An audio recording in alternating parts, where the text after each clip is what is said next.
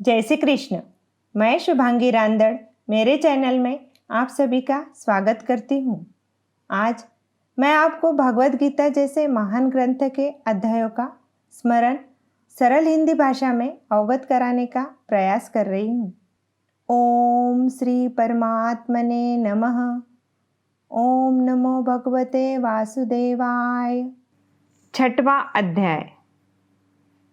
संयम योग। उसके उपरांत श्री कृष्ण महाराज बोले, हे अर्जुन, जो पुरुष कर्म के फल को न चाहता हुआ करने योग्य कर्म करता है वह सन्यासी और योगी है, और केवल अग्नि को त्यागने वाला सन्यासी योगी नहीं है, तथा केवल क्रियाओं को त्यागने वाला भी सन्यासी योगी नहीं है।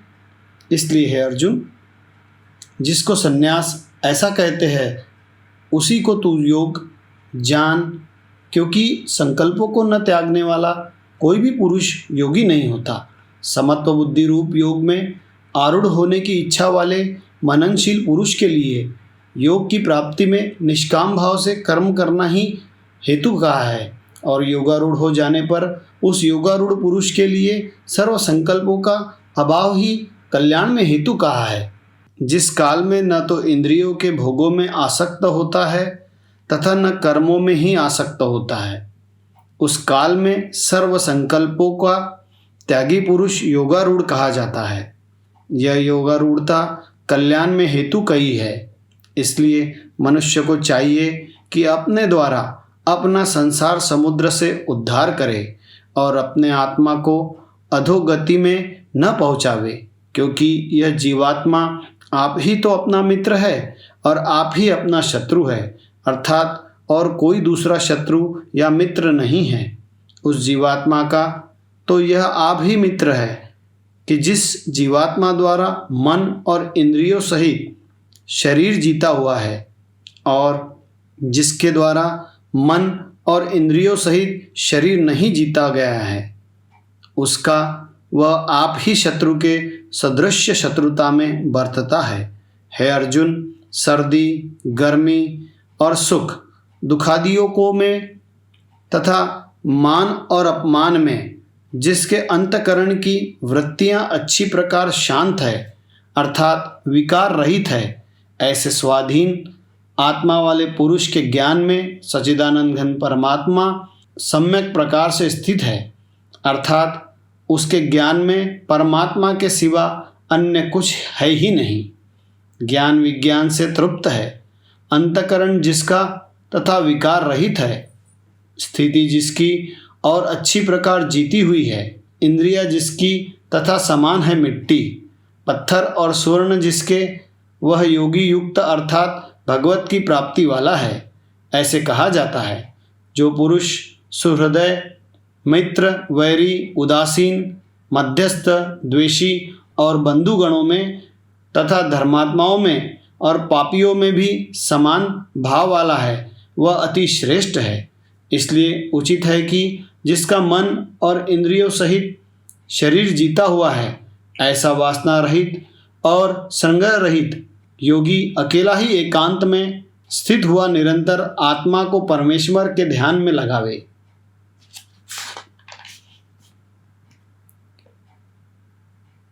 शुद्ध भूमि में कुशा, मृगछाला और वस्त्र है। उपरोपरि जिसके ऐसे अपने आसन को न अति ऊंचा और न अति नीचा स्थिर स्थापन करके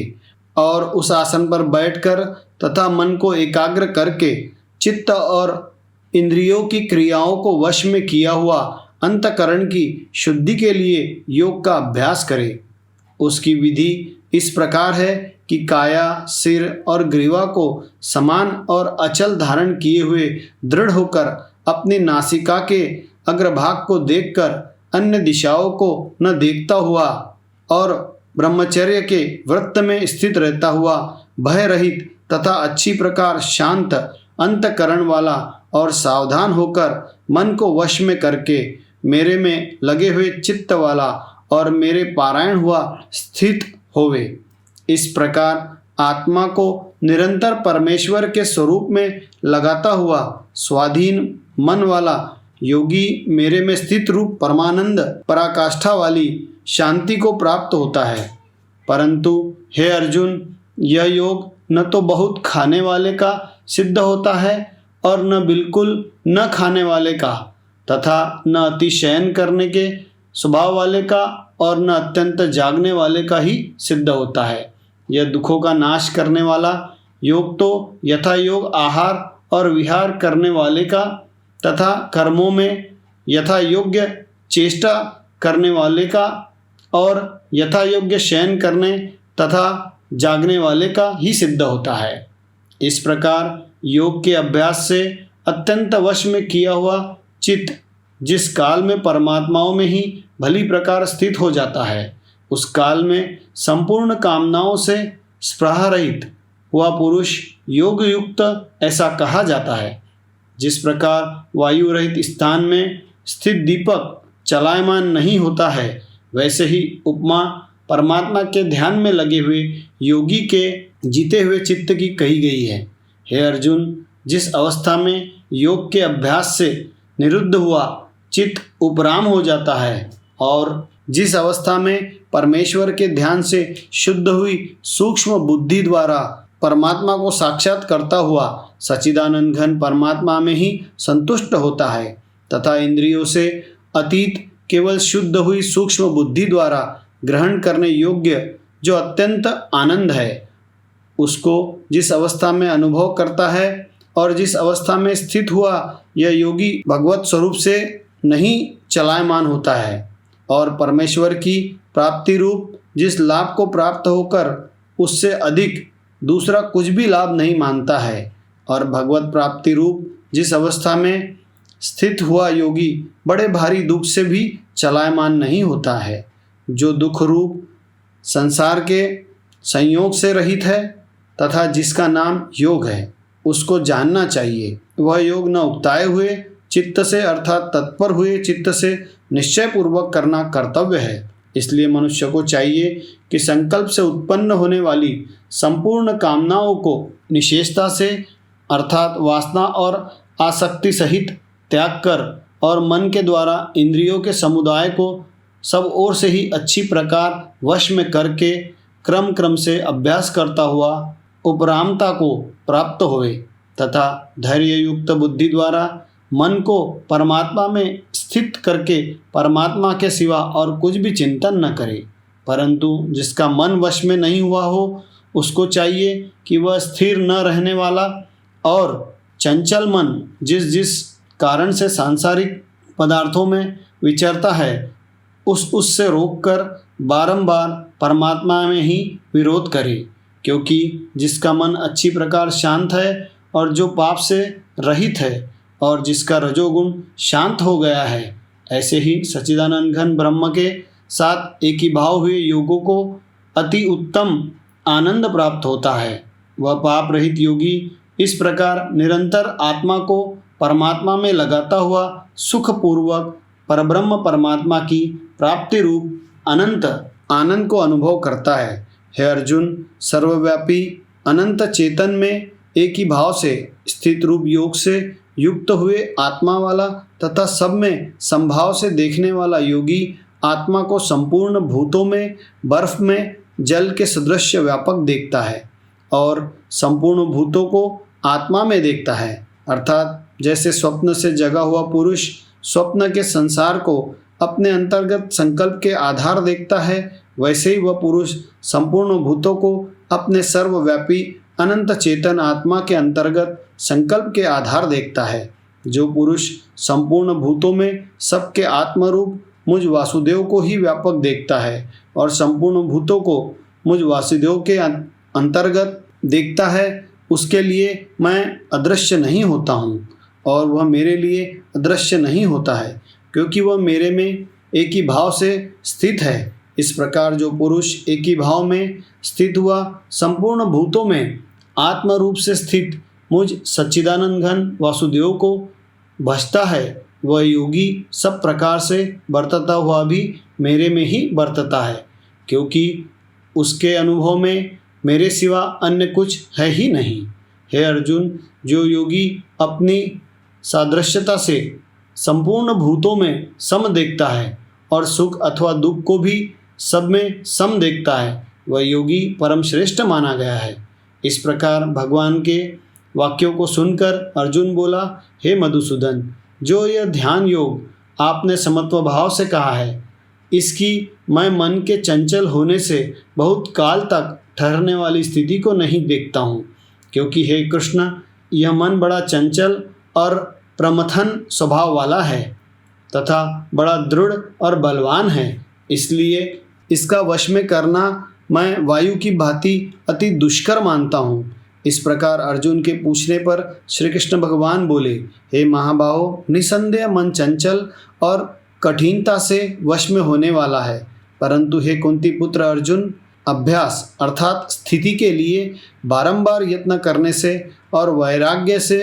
वश में होता है। इसलिए इसको अवश्य वश में करना चाहिए, क्योंकि मन को वश में न करने वाला पुरुष द्वारा योग दुष्प्राय है, अर्थात प्राप्त होना कठिन है, और स्वाधीन मन वाले प्रयत्नशील पुरुष द्वारा साधन करने से प्राप्त होना सहज है। यह मेरा मत है। इस पर अर्जुन बोला, हे कृष्ण, योग से चलायमान हो गया है मन जिसका, ऐसा शिथिल यत्न वाला श्रद्धायुक्त पुरुष योग की सिद्धि को अर्थात भगवत साक्षात्कार कर्ता को न प्राप्त होकर किस गति को प्राप्त होता है। हे महाभाव, क्या यह भगवत प्राप्ति के मार्ग में मोहित हुआ आश्रय रहित पुरुष छिन्न छिन्न बादल की भांति दोनों ओर से अर्थात भगवत प्राप्ति और सांसारिक भोगों से भ्रष्ट हुआ नष्ट तो नहीं हो जाता है? हे कृष्ण, मेरे इस संशय को संपूर्णता से छेदन करने के लिए आप ही योग्य है, क्योंकि आपके सिवा दूसरा इस संशय को छेदन करने वाला मिलना संभव नहीं है। इस प्रकार अर्जुन के पूछने पर श्री कृष्ण भगवान बोले, हे पार्थ, उस पुरुष का न तो इस लोक में और न परलोक में ही नाश होता है, क्योंकि हे प्यारे, कोई भी शुभ कर्म करने वाला अर्थात भगवत अर्थ कर्म करने वाला दुर्गति को नहीं प्राप्त होता है, किंतु वह योग भ्रष्ट पुरुष पुण्यवानों के लोकों को अर्थात स्वर्गादिक उत्तम लोकों को प्राप्त होकर उनमें बहुत वर्षों तक वास करके शुद्ध आचरण वाले श्रीमान पुरुषों के घर में जन्म लेता है, अथवा वैराग्यवान पुरुष उन लोकों में न जाकर ज्ञानवान योगियों के ही कुल में जन्म लेता है। परंतु इस प्रकार का जो यह जन्म है सो संसार में निसंदेह अति दुर्लभ है। वह पुरुष वहाँ उस पहले शरीर में साधन किए हुए बुद्धि के संयोग को अर्थात समत्व बुद्धि योग के संस्कारों को अनायास ही प्राप्त हो जाता है, और हे कुरुनंदन, उसके प्रभाव से फिर अच्छी प्रकार भगवत प्राप्ति के निमित्त यत्न करता है। वह विषयों के वश में हुआ भी उस पहले के अभ्यास से ही निसंदेह भगवत की ओर आकर्षित किया जाता है, और समत्व बुद्धि रूप योग का जिज्ञासु भी वेद में कहे हुए सकाम कर्मों के फल को उल्लंघन कर जाता है। जबकि इस प्रकार मंद प्रयत्न करने वाला योगी भी परम गति को प्राप्त हो जाता है। तब क्या कहना है कि अनेक जन्मों से अंतकरण की शुद्धि रूप सिद्धि को प्राप्त हुआ और अति प्रयत्न से अभ्यास करने वाला योगी संपूर्ण पापों से अच्छी प्रकार शुद्ध होकर उस साधन के प्रभाव से परम गति को प्राप्त होता है, अर्थात परमात्मा को प्राप्त होता है, क्योंकि योगी तपस्वियों से श्रेष्ठ है और शास्त्र के ज्ञान वालों से भी श्रेष्ठ माना गया है, तथा सकाम कर्म करने वालों से भी योगी श्रेष्ठ है। इससे है अर्जुन, तू योगी हो। हे प्यारे, संपूर्ण योगियों में भी जो श्रद्धावान योगी मेरे लिए लगे हुए अंतरात्मा से मेरे को निरंतर भजता है, वह योगी मुझे परम श्रेष्ठ मान्य है। श्रीमद् भागवत गीता रूपी उपनिषद एवं ब्रह्म विद्या तथा योग शास्त्र विषयक श्री कृष्ण और अर्जुन के संवाद में आत्म संयम योग नामक यह छठा अध्याय यहाँ समाप्त होता है। जय श्री कृष्ण।